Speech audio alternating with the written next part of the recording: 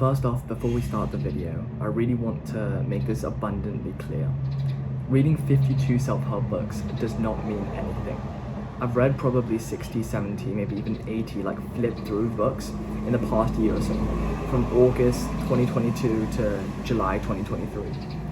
And the main thing I realized is that it doesn't matter how many books you read. It really matters on how much knowledge you get from the books, because knowledge is potential power. It's not power. You can only choose to wield the knowledge. So I've learned 7 life lessons that I want to tell to you. So the first one is don't finish every single book. I find it very funny that people actually finish their books, in the sense where I don't have anything against you finishing your book, and if you like the book, go on, definitely finish it. But the idea of books is to absorb knowledge, and if you look at a book and you say, right, there's 8 chapters to this book, and there's only 4 chapters that I'm looking at the table of contents that I might be interested in, that's why you buy the book, right? So surely you only read those 4 chapters. And those are the chapters that are actually going to give you some practical value. Because I found out that a lot of books actually don't hold practical value to many of the chapters they write inside.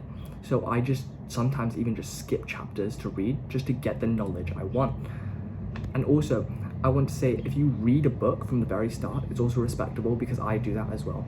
And I read on the Kindle, so once I get to like the 10% mark or like the 15% mark, if I don't like the book, I just drop it, because there's no point reading on. For paperback books, you can just read like to 30 pages. If you think it's not providing you with any practical value, just drop it, because you're wasting your time. And time means more than anything. Number 2 is books preach bullshit, literally. This is something my dad had to tell me, and I thought that it was such interesting point. A lot of the times we read a book and we think that everything in the book they say is correct, right? Which is true. Everything in the book is technically correct by a subjective point of view, by a certain number of tested audiences. Our personalities might not belong to these kind of audiences, right? We might be different from the people in question.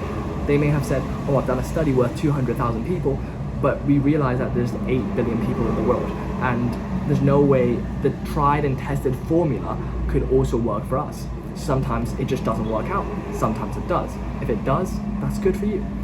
And the idea of conceptualizing in books, like it gives you a concept and it has like a formula that you want to follow. The idea is that you don't just learn the concept, you really need to implement it. If you learn the concept, like you're just learning like the words, right? You're learning the words, for example, of a finance book of how to get rich. Words don't get you rich. It's the implementation of the words that get you rich. For example, I have like Think and Grow Rich. Let me just show you.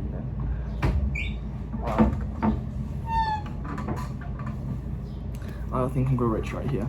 And there's literally like lines of like just me highlighting, or literally just me writing everything to the book. So I really tried to implement this book, and hopefully it works out.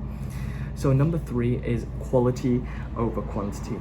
I found out that this is very like controversial, me mentioning it, right? Because I've read like 60, 70 books in the past year. But what I realized is that there's literally no point in reading that much, because you're kind of diversifying everything, right? You're just reading everything and everything and everything. But the main thing that I found out really helped me was literally consolidating one book over and over again. There was one such book that I really took into perspective, and it was like my favorite book of this year. It was The Alchemist. I decided to read this 3 times, right? So literally you can see, like, I got a fully annotated version. I don't know whether you can see, of like The Alchemist, because it's just such a interesting book.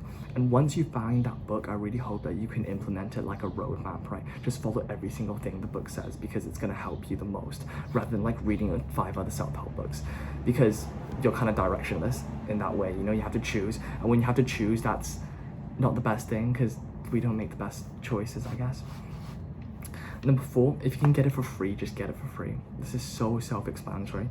Just get Kindle, bro. Kindle, you can get books for free. If you want to watch my video, how to get books for free, literally link in description, whatever, search on my channel how to get books for free, because it's probably one of the most valuable videos I've ever made. And also go to secondhand bookshops, because books are supposed to be like read and, you know, like put away, right? We're supposed to absorb the knowledge. Unless you're some kind of book collector, just buy it for free, bro. Number 5, judge a book by its cover. This might seem very counterintuitive and very controversial, but the idea by judging a book by its cover is literally eliminating the time you're wasting on like researching about the book, about like reading on the book to make sure that you're buying the right book. The thing with me is that since I buy it for literally no money, I spend what? Okay, I've got probably 30, 40 like actual paperback like books, right? I bought in the past year, and I literally spent less than 100 quid on them. 100 quid. Think about it. 100 quid. I'm buying each of these for like £2. So it's outrageous. So I really don't spend my money on books. So I can afford to judge a book by its cover, and you should be able to as well. If you like the cover, just buy it, bro. Because that means that you are going to enjoy at least like part of the content. At least when you look at the book, you're gonna be like, okay, I'm actually gonna learn something, because you know it's a cool cover, and it motivates you to read on. So I think that's very, very valuable. Number 6, just don't be lazy, bro.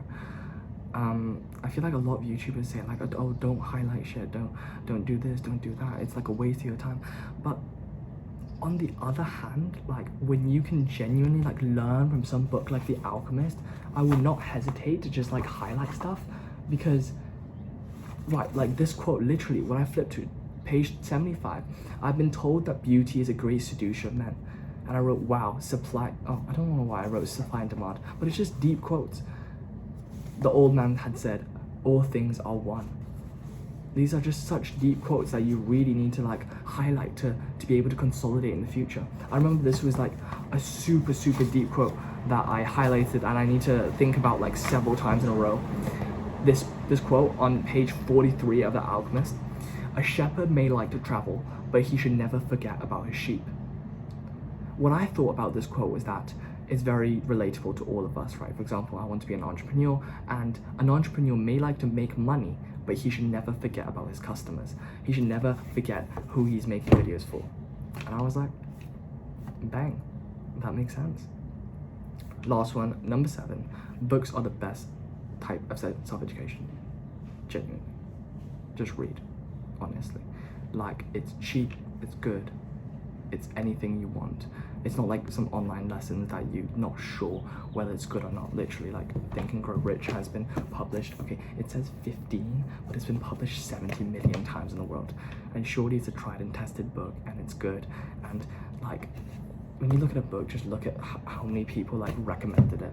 Just look at like, for example, if Bill Gates recommended it, just read it, bro. Anyways, that's it for today.